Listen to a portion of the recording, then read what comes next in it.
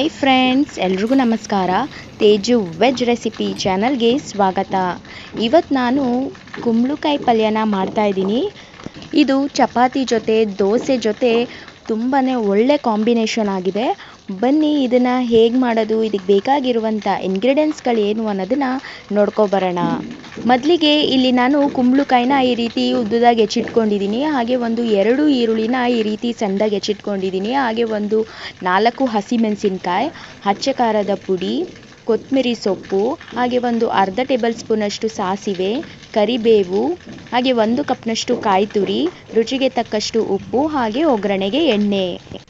ಬನ್ನಿ ಈಗ ಹೇಗೆ ಮಾಡೋದಂತ ನೋಡ್ಕೊಬರೋಣ. ಈಗ ಒಂದು ಬಾಣಲಿನ ಇಟ್ಕೊಂಡು ಅದಕ್ಕೆ ಒಂದು 3 ಟೇಬಲ್ ಸ್ಪೂನಷ್ಟು ಎಣ್ಣೆ, ಅರ್ಧ ಟೇಬಲ್ ಸ್ಪೂನಷ್ಟು ಸಾಸಿವೆ, ಹಾಗೆ 1 ಕಡ್ಡಿಯಷ್ಟು ಕರಿಬೇವು, ಹಾಗೆ ಒಂದು 4 ರಿಂದ 5 ಹಸಿಮೆಣಸಿನ್ಕಾಯನ್ನು ಸೇರಿಸಿ ಇದನ್ನು 1 ಸೆಕೆಂಡ್ ಫ್ರೈ ಮಾಡ್ಕೊತೀನಿ. ಇದು ಫ್ರೈ ಆದ ನಂತರ ಕಟ್ ಮಾಡಿ ಇಟ್ಕೊಂಡಿರುವಂಥ ಈರುಳ್ಳಿನ ನಾನು ಸೇರಿಸ್ಕೊತಾ ಇದ್ದೀನಿ. ಸೇರಿಸ್ಕೊಂಡು ಈರುಳ್ಳಿನ ಹೊಂಬಣ್ಣ ಬರೋ ತನಕ ಫ್ರೈ ಮಾಡ್ಕೋಬೇಕಾಗುತ್ತೆ.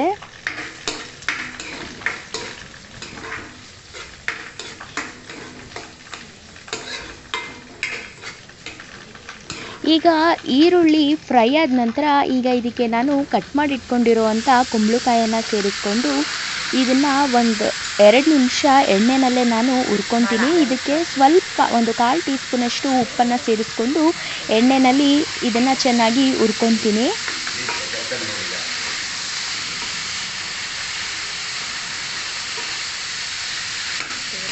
ನೀವೇನಾದರೂ ಇದೇ ಫಸ್ಟ್ ಟೈಮ್ ನನ್ನ ಚಾನಲ್ನ ನೋಡ್ತಿದ್ರೆ ದಯವಿಟ್ಟು ಸಬ್ಸ್ಕ್ರೈಬ್ ಮಾಡಿ, ಹಾಗೆ ಪಕ್ಕದಲ್ಲಿರೋ ಬೆಲ್ ಐಕಾನ್ನ ಕ್ಲಿಕ್ ಮಾಡಿ. ಈಗ ಎಣ್ಣೆಯಲ್ಲಿ ಫ್ರೈ ಆದ ನಂತರ ಈಗ ಇದಕ್ಕೆ ಒಂದು ಅರ್ಧ ಲೋಟದಷ್ಟು ನೀರನ್ನು ಸೇರಿಸ್ಕೊಂಡು ಒಂದು ಸತಿ ಈ ರೀತಿ ಮಿಕ್ಸ್ ಮಾಡಿ ಒಂದು ಲಿಡ್ಡನ್ನು ಮುಚ್ಚಿ ಇದನ್ನು ಕೂಡ ಒಂದು 5 ನಿಮಿಷ ಬೇಯಿಸ್ಕೊತೀನಿ. ಈಗ 5 ನಿಮಿಷ ಆಗಿದೆ. ಈಗ ಕುಂಬಳಕಾಯಿ ಬೆಂದಿದೆಯಾ ಇಲ್ವಾ ಅಂತ ಹೇಗೆ ಚೆಕ್ ಮಾಡೋದು ಅಂದರೆ ಈ ರೀತಿ ಕಟ್ ಮಾಡಿದ್ರೆ ಈಸಿಯಾಗಿ ಕಟ್ ಆಗಬೇಕು. ಹಾಗೆ ಈ ರೀತಿ ಸ್ಮ್ಯಾಶ್ ಆದರೆ ಕುಂಬಳಕಾಯಿ ಚೆನ್ನಾಗಿ ಬೆಂದಿದೆ ಅಂತ ಅರ್ಥ. ಈಗ ಇದಕ್ಕೆ 1 ಟೇಬಲ್ ಸ್ಪೂನಷ್ಟು ಅಚ್ಚ ಖಾರದ ಪುಡಿನ ಸೇರಿಸಿ ಒಂದು ಸತಿ ಮಿಕ್ಸ್ ಮಾಡ್ಕೊತೀನಿ. ಮಿಕ್ಸ್ ಮಾಡಿ 1 ಸೆಕೆಂಡ್ ಫ್ರೈ ಮಾಡ್ಕೊತೀನಿ.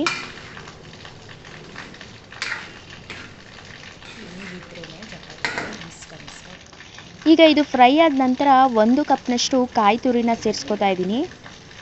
ಸೇರಿಸಿ ಹಾಗೆ ಇದಕ್ಕೆ ಕಟ್ ಮಾಡಿಟ್ಕೊಂಡಿರುವಂಥ ಕೊತ್ತಂಬರಿ ಸೊಪ್ಪನ್ನು ಕೂಡ ಸೇರಿಸಿ ಚೆನ್ನಾಗಿ ಒಂದು ಸತಿ ಎಲ್ಲ ಒಂದೋ ರೀತಿ ಮಿಕ್ಸ್ ಮಾಡ್ಕೊತೀನಿ.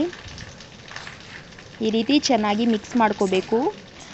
ಕೆಲವ್ರಿಗೆ ಕಾಯಿ ತುರಿ ಇಷ್ಟ ಆಗೋದಿಲ್ಲ, ಅಂಥವರು ಕಾಯಿ ತುರಿನ ಸೇರಿಸದೆ ಹೋದರೂ ನಡೆಯುತ್ತೆ. ಇದು ಆಪ್ಷನಲ್ಲು, ಆದರೆ ಸೇರಿಸಿದ್ರೆ ತುಂಬಾ ಟೇಸ್ಟಿಯಾಗಿರುತ್ತೆ. ಅದಕ್ಕೋಸ್ಕರ ನಾನು ಸೇರಿಸ್ಕೊತಾ ಇದ್ದೀನಿ. ಸೇರಿಸಿ 1 ನಿಮಿಷ ಚೆನ್ನಾಗಿ ನಾವು ಫ್ರೈ ಮಾಡ್ಕೋಬೇಕು. ಈಗ ಕುಂಬಳಕಾಯಿ ಪಲ್ಯ ರೆಡಿಯಾಗಿದೆ. ಈಗ ಇದನ್ನು ನಾನೊಂದು ಸರ್ವಿಂಗ್ ಬೌಲ್ಗೆ ಸರ್ವ್ ಮಾಡ್ಕೊತಾ ಇದ್ದೀನಿ. ನೋಡಿದ್ರಲ್ಲ ಎಷ್ಟು ಸಿಂಪಲ್ಲಾಗಿ, ಈಸಿಯಾಗಿ, ತುಂಬಾ ರುಚಿಕರವಾಗಿರುವಂಥ ಕುಂಬಳಕಾಯಿ ಪಲ್ಯನ ಮಾಡ್ಕೋಬೋದು ಅಂತ. ಈ ರೆಸಿಪಿ ನಿಮಗೆ ಇಷ್ಟ ಆಗಿದ್ದರೆ ಲೈಕ್ ಮಾಡಿ, ಶೇರ್ ಮಾಡಿ, ಹಾಗೆ ಈ ರೆಸಿಪಿನ ಒಮ್ಮೆ ಮನೇಲಿ ಟ್ರೈ ಮಾಡಿ ಹೇಗೆ ಬಂತು ಅಂತ ಕಾಮೆಂಟ್ ಮೂಲಕ ತಿಳಿಸಿ. ಹಾಗೆ ಇದೇ ರೀತಿ ಈಸಿ ರೆಸಿಪಿಗೋಸ್ಕರ ತೇಜು ವೆಜ್ ರೆಸಿಪಿ ಚಾನಲ್ನ ಸಬ್ಸ್ಕ್ರೈಬ್ ಮಾಡಿ.